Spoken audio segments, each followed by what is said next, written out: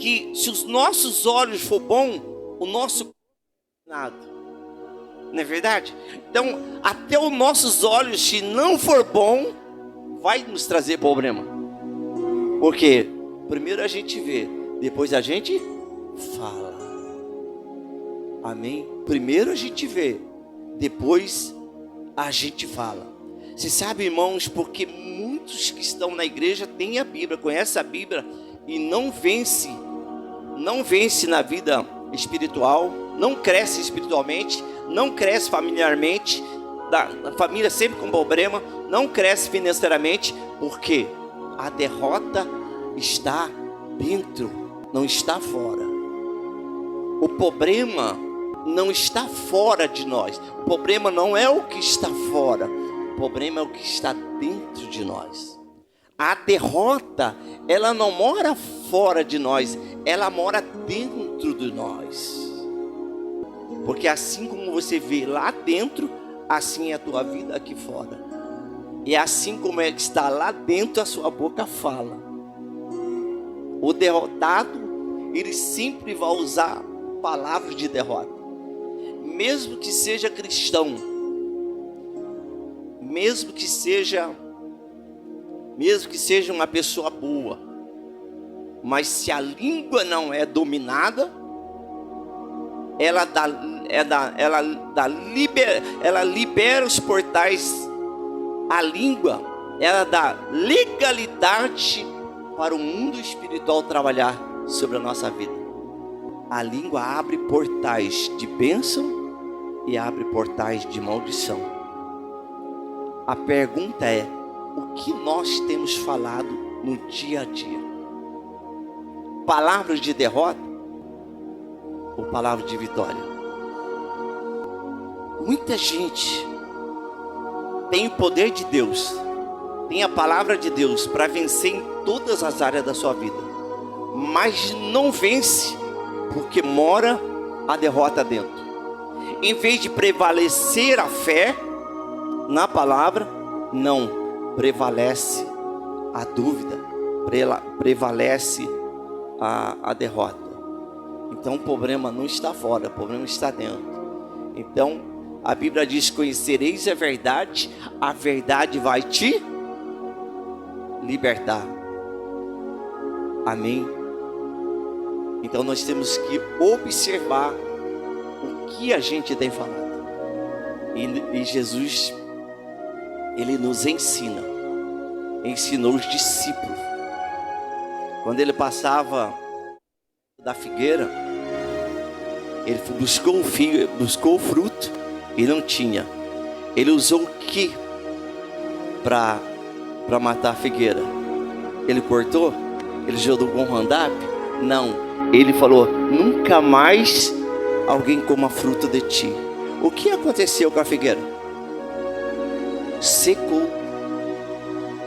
Outro dia os discípulos passaram lá e a figueira estava totalmente seca. Jesus usou o que para destruir aquela figueira? Palavra. Deus criou o mundo através da... Deus nos deu a palavra para nós vencer. Sim ou não? E por falta de conhecimento, tu perde a bênção. Certo centurião foi até Jesus reivindicar a cura para o seu servo.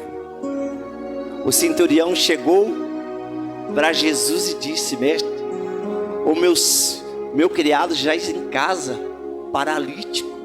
Jesus falou para ele: eu irei curar. Jesus falou, eu irei curar. Ele disse: não, Senhor, eu não sou digno que entre embaixo do meu teto, mas manda somente uma. Foi o único que alegrou o coração de Jesus, porque ele diz assim: eu nunca vi tanta fé nem em Israel, nem no meio do meu povo, mas eu encontrei neste homem. Ele fala, e eu queria saber que palavra é essa que Jesus falou para que esse homem seja curado.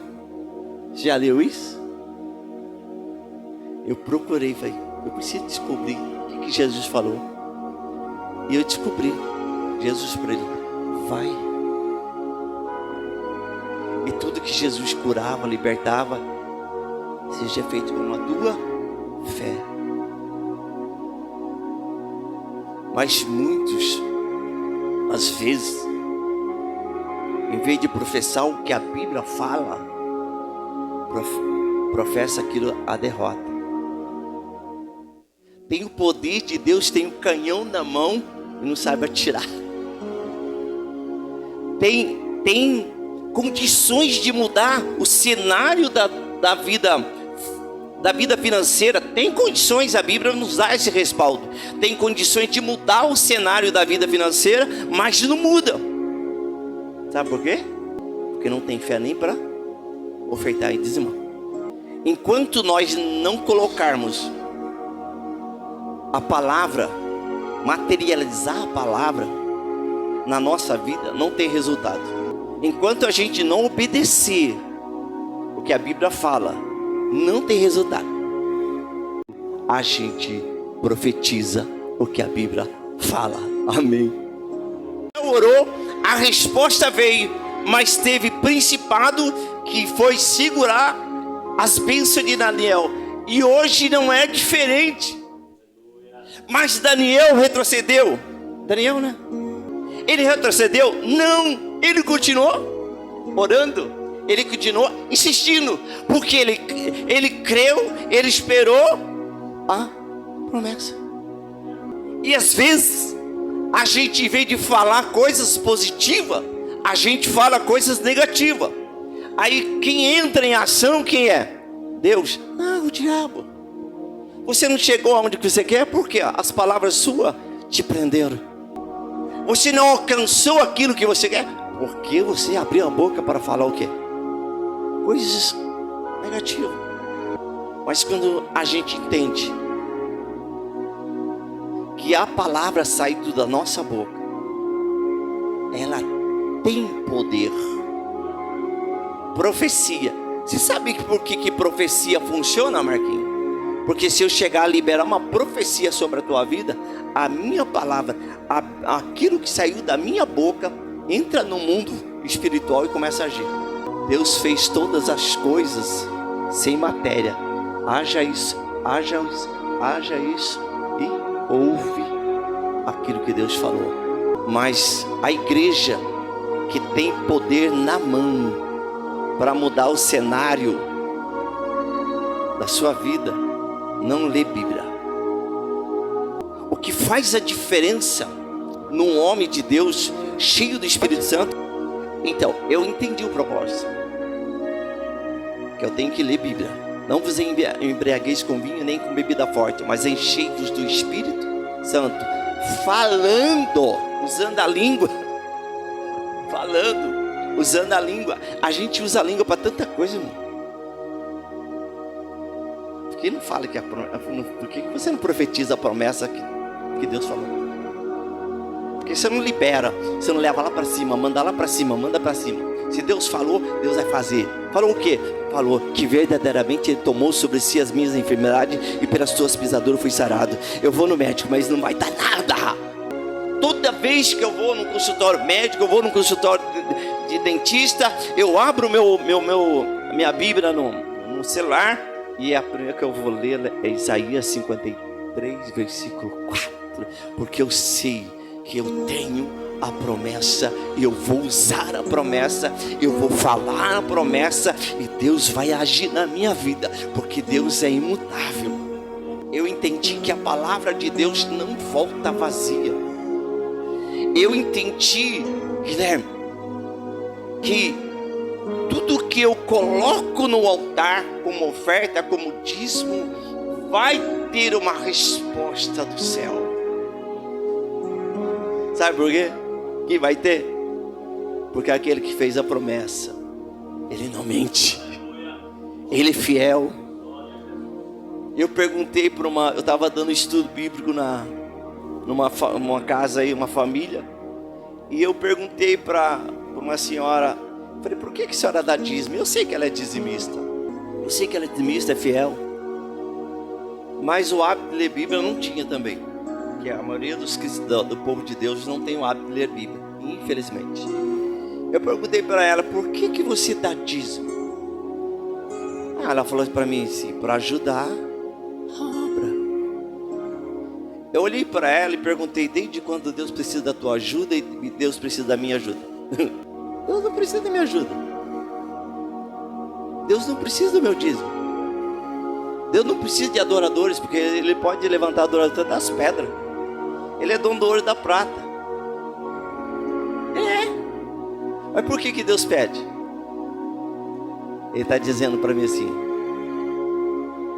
se provedor da minha obra aí na terra, que daqui eu provê a sua vida financeira. O mais lindo, que a proposta de Deus, eu estou falando da palavra, quem falou foi Deus. Agora, se eu não falo o que Deus fala, se eu não ajo como Deus fala, eu estou perdendo.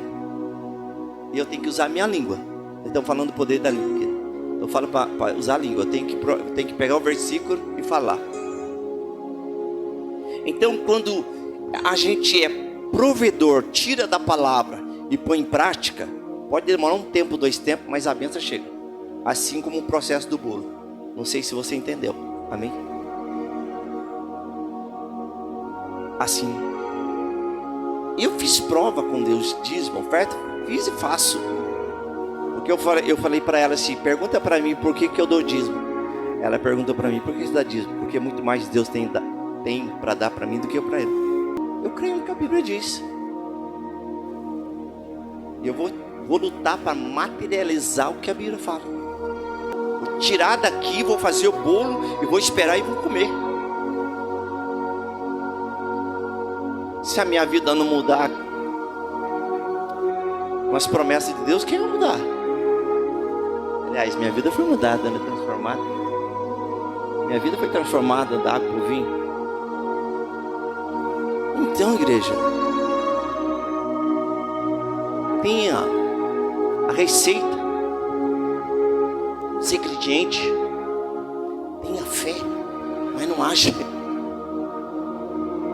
Não dá para entender.